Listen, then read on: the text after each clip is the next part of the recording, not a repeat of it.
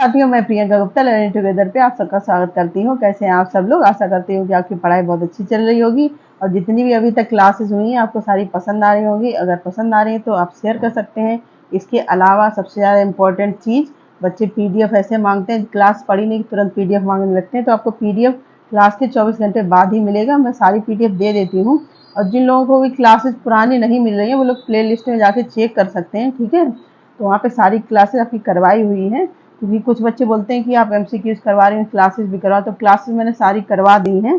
अब हम लोग केवल प्रैक्टिस ही कर रहे हैं। तो जिन लोगों ने क्लासेस नहीं देखी हैं, जो लोग नए जुड़े हुए हैं, वो लोग वहाँ पे प्लेलिस्ट में जाके आप यूट्यूब ओपन करेंगे, यूट्यूब मेरा चैनल है लर्निंग टुगेदर, उसकी प्लेलिस्ट में जाएंगे, वहाँ पे सारी क्लासेस के आपके प्लेलिस्ट बने हुए हैं। ठीक है, तो ये थी मेरी बात। इसके बाद हम लोग करेंगे आज राष्ट्रीय शिक्षा नीति। यहाँ पे एक गलत लिख गया है, नेशनल एजुकेशन NEP है आपका, NPE नहीं है। ठीक है,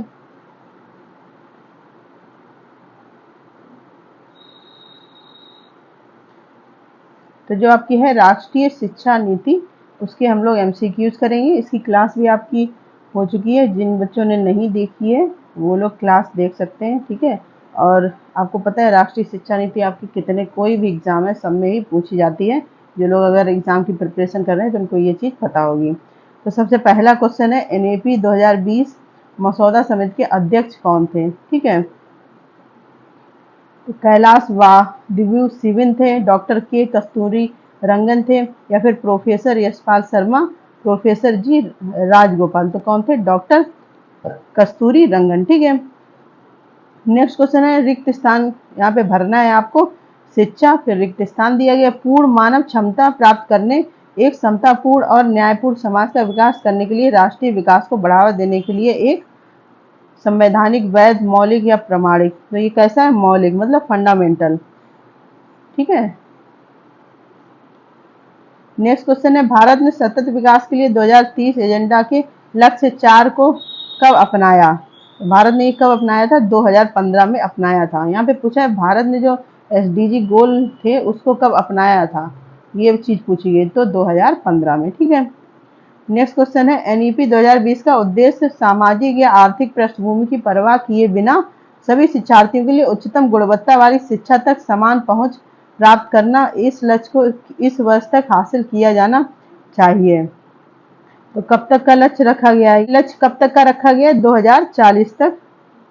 ठीक है, नेक्स्ट क्वेश्चन है, NEP 2020 में विशेष जोर दिया गया है दुनिया में सर्वोत्तम बुनियादी ढांचे का विकास, स्वरोजगार देने का प्रावधान, मुफ्त शिक्षा देने का प्रावधान, या प्रत्येक व्यक्ति की रचनात्मक क्षमता। तो प्रत्येक व्यक्ति की रचनात्मक क्षमता पे काम किया जाएगा। इस पे जो आपकी न्यू एजुकेशन पॉलिसी है 2020 की, वो पूरा जोर देती है। ठीक है, नेक्स्ट क्वेश्चन है, राष्ट्रीय शिक्षा नीति 2020 के लिए मार्गदर्शक प्रकाश क्या है? प्राचीन और आधुनिक भारत के समृद्ध संसाधन, या फिर भारतीय सांस्कृतिक, संगीत और कला की समृद्ध विरासत, प्राचीन एवं सशक्त भारतीय ज्ञान की समृद्ध विरासत, भारतीय सूफी परंपरा की समृद्ध विरासत। तो ये कौन सा है आपका? प्राचीन एवं सशक्त भारत ज्ञान की समृद्ध विरासत, rich heritage of ancient and eternal Indian in knowledge. मतलब क्योंकि आपको पता है कि भारत का जो प्राचीन, जिन बच्चों ने प्राचीन भारत की क्लास नहीं देखी वो देख लें, इसलिए वो क्लास मैंने इससे पहले रखी हुई है। ठीक है, तो वहाँ पे आपको पता है कि भारत एजुकेशन के मामले में बहुत पहले से ही बहुत अच्छा था। दूर दूर से लोग पढ़ने आते थे, उसके बारे में जानते थे, यहाँ पे घूमने के उद्देश्य से आते थे, लेकिन फिर यहाँ पे स्टूडेंट भी रहते थे, चीज़ें सीखते थे। ठीक है, नेक्स्ट क्वेश्चन है, विश्व स्तरीय भारतीय संस्थानों ने बहुविषयक शिक्षण और अनुसंधान के उच्चतम मानक स्थापित किए और विभिन्न पृष्ठभूमियों और देशों के विद्वानों क्षेत्रों की मेजबानी की। उस संस्था का नाम ढूंढे जो NEP की सूची में नहीं है। मतलब NEP किन किन प्राचीन चीज़ों से प्रेरित होके पूरी NEP के जो भी कह सकते हैं क्राइटेरिया बनाए गए, रूल बनाए गए, सेकेंडरी के लिए अलग स्ट्रक्चर बनाए गए, तो किन चीज़ों को ध्यान में रख के बनाए गए, तो उनमें से यहाँ पे कौन सी चीज़ है जो नहीं है? तक्षशिला, नालंदा, वल्लभी, तो ये हमारी पुरानी कह सकते हैं हेरिटेज है, इन सबको ध्यान में रख के बनाए गए, केवल उस्मानिया को छोड़ के। ठीक है, नेक्स्ट क्वेश्चन है, एनईपी 2020 के अनुसार भारतीय शिक्षा प्रणाली ने चरक, नागार्जुन जैसे महान विद्वान पैदा किए, सूची में बेजोड़ का पता लगाएं। मतलब यहाँ पे आपको बताना है कौन से भारतीय नहीं है, तो सीधा से आपको दिख ही रहा होगा, जेनो केट्स, आर्यभट्ट, वराहमिहिर, भास्कराचार्य, ये सब भारतीय हैं और बहुत अच्छे रहे हैं अपनी फील्ड में। ठीक है, नेक्स्ट क्वेश्चन है, यहाँ पे रिक्त स्थान भरना है। शिक्षा एक महान स्तर है, आर्थिक और सामाजिक गतिशीलता, समावेशता, और यहाँ पे खाली स्थान है, यहाँ पे असमानता भेदभाव प्राप्त करने के लिए सबसे अच्छा उदाहरण है। तो असमानता यहाँ पे आएगा या फिर समानता आएगा। तो ये लोग बहुत सिंपल सा क्वेश्चन है कि इक्वलिटी ही होनी चाहिए सारे में। ठीक है, नेक्स्ट है, राष्ट्रीय शिक्षा नीति 2020 में कितने मूलभूत सिद्धांतों का उल्लेख किया गया? 5, 11, 22 या फिर 20? तो ये है 22। इस क्वेश्चन में थोड़ा सा कंफ्यूजन है, मैं और भी देख के बता दूंगी। ठीक है, क्योंकि मैंने देखा है तो 22 ही दिया है, लेकिन जैसे यहाँ पे पूछा गया फंडामेंटल प्रिंसिपल, तो फंडामेंटल जो आपके कह सकते हैं प्रिंसिपल, वहाँ पे ऐसे कुछ डिफाइन नहीं हो रहे हैं। ठीक है, लेकिन जो फंडामेंटल आपके 5 वो दिए गए हैं, ठीक है, वो 5 हैं। तो मैं एक बार इसको क्लियर कर दूंगी। ठीक है, आप लोग परेशान ना होइएगा। वैसे यहाँ पे आंसर मैंने 22 ही रखा है। नेक्स्ट क्वेश्चन है, आप लोग भी इसका आंसर सर्च कर सकते हैं और कमेंट सेक्शन में बता सकते हैं कि इसका सही आंसर क्या होगा, क्योंकि मेरा 5 और 22 में बहुत कन्फ्यूजन हो रही है। ठीक है, तो आप लोग भी प्लीज हेल्प करिएगा एक बार। राष्ट्रीय शिक्षा नीति 2020 को एक नई शैक्षणिक और पाठ्यचर्या संरचना द्वारा प्रतिस्थापित किया गया है। एनईपी 2020 के अनुसार नई पाठ्यचर्या संरचना क्या है? तो ये तो सबको ही पता है, 5+3+3+4। ठीक है, नेक्स्ट क्वेश्चन है, एनईपी 2020 की नई पाठ्यचर्या संरचना के अनुसार स्कूली शिक्षा में किस आयु वर्ग को शामिल किया गया? अब यहाँ पे देखो, ध्यान से पढ़ने की बात है। यहाँ पे स्कूल एजुकेशन को पूछा गया है।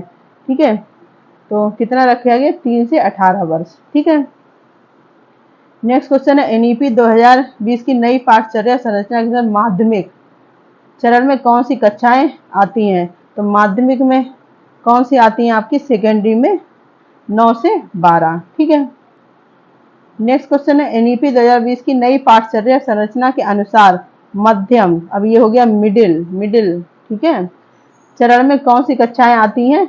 तो ये कौन सी आती हैं आपके? 6 से 8 क्लास। नेक्स्ट है, एनईपी 2020 की नई पाठ्यचर्या चरण के अनुसार प्रारंभिक चरण में कौन सी कक्षाएं आती हैं? तो ये सब आपको पता होनी चाहिए। ये इसमें आती हैं 3 से 5, प्रारंभिक में 3 से 5, इसके बाद मिडिल मतलब माध्यमिक में आपकी कितनी आती है? 6 से 8।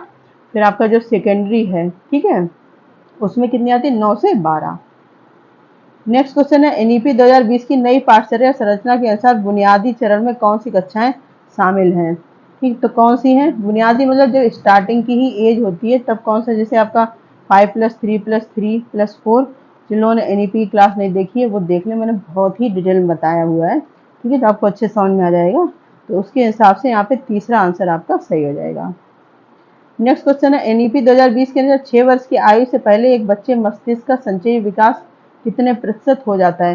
मतलब एनईपी के अनुसार जब बच्चा 6 साल का होता है तो उसके मस्तिष्क का विकास कितने प्रतिशत होता है? क्योंकि आपको पता है बच्चों का दिमाग बहुत जल्दी विकसित होता है।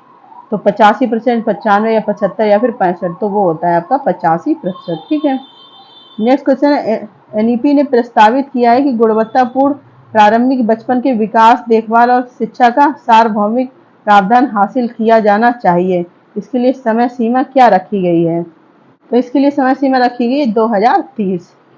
नेक्स्ट है, यह सुनिश्चित करने की समय सीमा क्या है कि ग्रेड 1 में प्रवेश करने वाले सभी छात्र राष्ट्रीय शिक्षा नीति 2020 के अनुसार स्कूल के लिए तैयार हैं।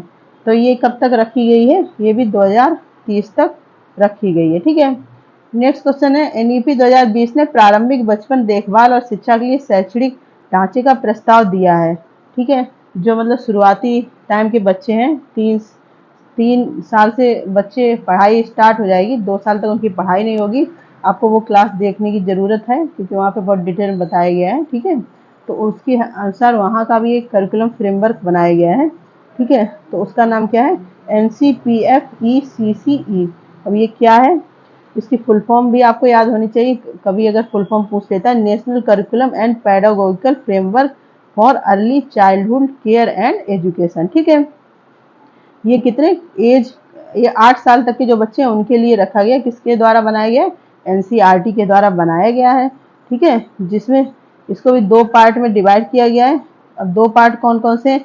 एक तो है 0 से 3 साल के जो बच्चे हैं, इसके अलावा जो 3 से 8 साल के हैं। ठीक है, तो ये सारी चीजें आपको पता होनी चाहिए। ये किसने बनाया? एनसीईआरटी ने।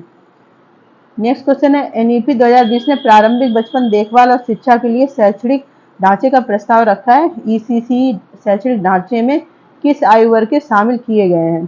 तो ये 8 वर्ष तक के शामिल किए गए हैं। अभी हम लोगों ने जो ऊपर भी देखा था वहां भी लिखा था ना एज 8, तो वही क्वेश्चन यहाँ पे फिर से हुआ है। ठीक है, और इसका लक्ष्य कब तक रखा गया? 2025 तक। नेक्स्ट क्वेश्चन है, प्रारंभिक बचपन देखभाल और शिक्षा के लिए कौन सा शैक्षणिक संगठन एनईपी 2020 शैक्षणिक ढांचा तैयार करेगा? तो ये कौन करता है? एनसीईआरटी करेगा इसका पूरा शैक्षणिक ढांचा तैयार, क्योंकि जो यहाँ पे ईसीसी करिकुलम फ्रेमवर्क की बात हो रही है वो किसने की? एनसीईआरटी ने। तो एनसीईआरटी इसका ढांचा तैयार करेगा। ठीक है, नेक्स्ट क्वेश्चन है, पूरे देश में उच्च गुणवत्ता वाली ईसीसी तक सार्वभौमिक पहुंच का लक्ष्य चरणबद्ध तरीके से लागू किया जाएगा। ईसीसी विभिन्न शिक्षा संस्थानों के माध्यम से वितरित किया जाएगा। बेजोड़ संस्था का नाम बताएं। यहाँ पे कौन सी संस्था है जो इसमें शामिल नहीं है? एक तो आंगनवाड़ी है आपकी, स्टैंड अलोन आंगनवाड़ी, मतलब केवल आंगनवाड़ी। इसके बाद आंगनवाड़ियाँ प्राथमिक विद्यालय के साथ शहर स्थित जो आंगनवाड़ी प्राथमिक स्कूल्स के साथ कंबाइंड चलती हैं वो। इसके बाद स्टैंड अलोन प्री स्कूल्स, अलग से जो प्री स्कूल्स खोले जाते हैं वो, या फिर निजी स्कूलों के किंडरगार्टन अनुभाग, या फिर प्राइवेट स्कूल जो किंडरगार्टन है वो। तो यहाँ पे प्राइवेट स्कूल शामिल नहीं है, बाकी सारे इसमें शामिल है। ठीक है, नेक्स्ट क्वेश्चन है, राष्ट्रीय शिक्षा नीति 2020 में प्रारंभिक कक्षा या बाल वाटिका की स्थापना का प्रस्ताव किया गया। प्रारंभिक कक्षा या बाल वाटिका के लिए आयु कितनी है? ठीक है, तो उसकी आयु कितनी रखी गई है? 5 वर्ष से आयु के पहले, क्योंकि 3 साल का जब बच्चा होगा तभी वो बाल वाटिका में जाएगा या प्रारंभिक शिक्षा जो भी, ठीक है, उसमें जाएगा, जिसके लिए एक विद्या प्रवेश प्रोग्राम भी रखा गया है। मैंने विद्या प्रवेश भी अलग से करवाए हुए हैं, जिन लोगों ने क्लासेस देखी उन्हें पता होगा। ठीक है, तो उसमें भी इसकी बात की गई है। इसके अलावा तो 3 से 5 साल, मतलब 2 साल तक बच्चा बाल वाटिका में रहेगा, खेलेगा कूदेगा, उसकी कोई बुक्स नहीं, कुछ नहीं होगा, अपने हिसाब से पढ़ाई इन द सेंस खेलेगा, केवल टीचर की निगरानी में। ठीक है, तो ये बी ऑप्शन आपका सही हो जाएगा। नेक्स्ट क्वेश्चन, नई शिक्षा नीति के अनुसार +2 की योग्यता वाले आंगनवाड़ी कार्यकर्ताओं शिक्षकों को ईसीसी में प्रमाण पत्र पाठ्यक्रम कक्षा में भाग लेना होगा। इस प्रमाणीकरण के लिए पाठ्यक्रम की अवधि क्या होनी चाहिए? मतलब जो आंगनवाड़ी में शिक्षक जाएंगे उनका सर्टिफिकेट पूछा गया, उनका सर्टिफिकेट कितना होना चाहिए? तो उनका सर्टिफिकेट होना चाहिए 6 महीने का कम से कम। ठीक है, ईसीसीई में आपका पता भी है, ये प्रोग्राम चलता भी है ईसीसीई, तो 6 महीने का सर्टिफिकेट होना चाहिए, तब आप वहाँ पे टीचर हो पाएंगे। ठीक है, नेक्स्ट है, नई शिक्षा नीति के अनुसार कम योग्यता वाले आंगनवाड़ी कार्यकर्ताओं शिक्षकों को ईसीसी में सर्टिफिकेट कोर्स कार्यक्रम में भाग लेना होगा। इस प्रमाणीकरण के लिए अवधि क्या होनी चाहिए? तो अब ये यहाँ पे 1 साल का होना चाहिए, मतलब अगर कम उनके पास योग्यता है, ठीक है, तो 1 साल का डिप्लोमा होना चाहिए। अगर जैसे उनकी एजुकेशन हायर है, मतलब ज़्यादा पढ़े लिखे हैं, तो कम से कम 6 महीने का। समझ में आ गया डिफरेंस? नेक्स्ट क्वेश्चन है, ईसीसी को चरणबद्ध तरीके से वैकल्पिक स्कूली शिक्षा के सभी प्रारूपों में आदिवासी बहुल क्षेत्रों में भी पेश किया जाएगा। स्कूलों का नाम क्या होगा? तो आदिवासी बहुल क्षेत्रों में यूज किया जाएगा। अब आप आदिवासी से समझ जाओ, एक तो ईएमआरएस है, ईएमआरएस किस पद्धति पे वर्क करता है? गुरुकुल सिस्टम मतलब आश्रम पद्धति, तो इसी प्रकार से आश्रम शाला यहाँ पे आंसर हो जाएगा। ठीक है, तो सारी चीजें एक दूसरे से कनेक्ट करती हैं, तभी मैं कहती हूँ क्लास आप प्रॉपर देखो। लेकिन कुछ बच्चे पीडीएफ के लिए इतने परेशान रहते हैं कि पता नहीं पीडीएफ लेके मैं कहाँ चली जाऊंगी। तो क्लास में इसलिए बोलती है देखो, क्योंकि आप जितनी चीजें देख के समझ पाएंगे उतना सिंपल ऐसे नहीं हो पाता है। ठीक है, तो यहाँ पे पूछा आदिवासी बहुल क्षेत्रों में जो किए जाएंगे उनको क्या बोला जाएगा? आश्रम शालाएं। ठीक है, इसका नेक्स्ट है एमएचआरडी ईसीसी पाठ्यक्रम और शिक्षा शास्त्र पूर्व प्राथमिक विद्यालय से प्राथमिक विद्यालय तक इसकी निरंतरता सुनिश्चित करेगा। इसे एमएचआरडी और अन्य संस्थानों द्वारा संयुक्त रूप से चलाया जाएगा। कृपया सूचियों में से एक विषम संस्थान चुनें। मतलब विषम चुनना है, ठीक है, मतलब बिल्कुल अलग है जो इस सबसे, ये पूरा जो सिस्टम चल रहा है ईसीसी, ठीक है। तो मानव संसाधन विकास मंत्रालय ये तो है, इसके बाद महिला एवं बाल विकास मंत्रालय ये भी है, स्वास्थ्य एवं परिवार कल्याण मंत्रालय ये भी है आपका, ठीक है। इसके बाद है SWE, ये पता नहीं क्या ही है, तो यही नहीं होगा चौथा, ठीक है। यहाँ पे गलत दिया है, यहाँ पे डी आंसर हो जाएगा आपका, विषम पूछा है, आप लोग ये देखना, ठीक है। यहाँ पे मैंने सम के हिसाब से दे दिया है, तो यहाँ पे डी आंसर आपका करेक्ट होगा, ठीक है। मैं PDF दूंगी, उसमें भी सही कर दूंगी।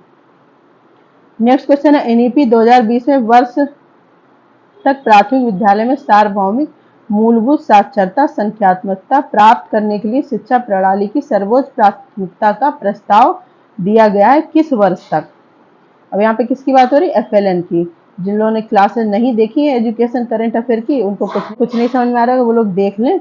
तो ये FLN का कब तक रखा गया, 2025 तक, मतलब कि बच्चे को नॉर्मल भाषाई ज्ञान और गणित का ज्ञान होना चाहिए जो बच्चे प्राथमिक विद्यालय में होंगे उनको, ठीक है।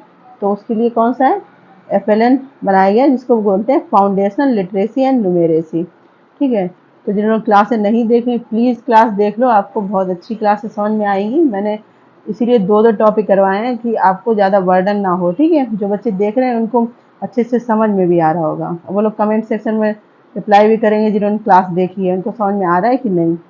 राष्ट्रीय शिक्षा नीति 2020 के अनुसार छात्र शिक्षक अनुपात क्या है, 30:1 है, 25:1 है, 35:1 या फिर 40:1।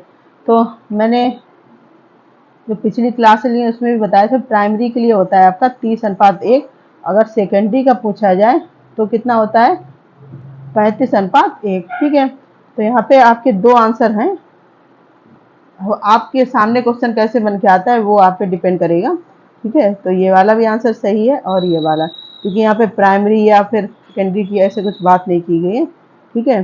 तो यहाँ पे मैंने ए आंसर, आप ए भी लगा सकते हैं आपको, लेकिन प्राइमरी पे कितना होता है, 30:1, ये आपको याद रखना। इसका अपर प्राइमरी में 35:1, ठीक। तो ये राष्ट्रीय शिक्षा नीति के बहुत इंपॉर्टेंट क्वेश्चन है, यहाँ से क्वेश्चन पक्का आपको मिलेंगे पेपर में। अगर आपको क्लास अच्छी लगी है तब शेयर कर सकते हैं, ज़्यादा से ज़्यादा शेयर करें। और जो पुराने बच्चे हैं वो भी, अगर कोई नए बच्चे नए क्लासेस पूछते हैं या कुछ, तो उनका रिप्लाई दे दिया करो, क्योंकि नए बच्चे हैं, नहीं मिलती है कभी भी उनको चीज़ें। बाकी मैं सारे रिप्लाई देने की कोशिश भी करती हूँ, ठीक है। और आपकी PDF यहाँ पे मिल जाएगी टेलीग्राम पे। तो जिन लोगों ने भी टेलीग्राम ज्वाइन नहीं किया है वो लोग कर लें। यूट्यूब चैनल है, इसको ज़्यादा से ज़्यादा शेयर कर दें जो भी बच्चे तैयारी कर रहे हैं, ठीक है। और लर्निंग टुगेदर पे इतना भरोसा और प्यार दिखाने के लिए बहुत बहुत धन्यवाद। इसी प्रकार से अपना सहयोग बनाए रखें, धन्यवाद।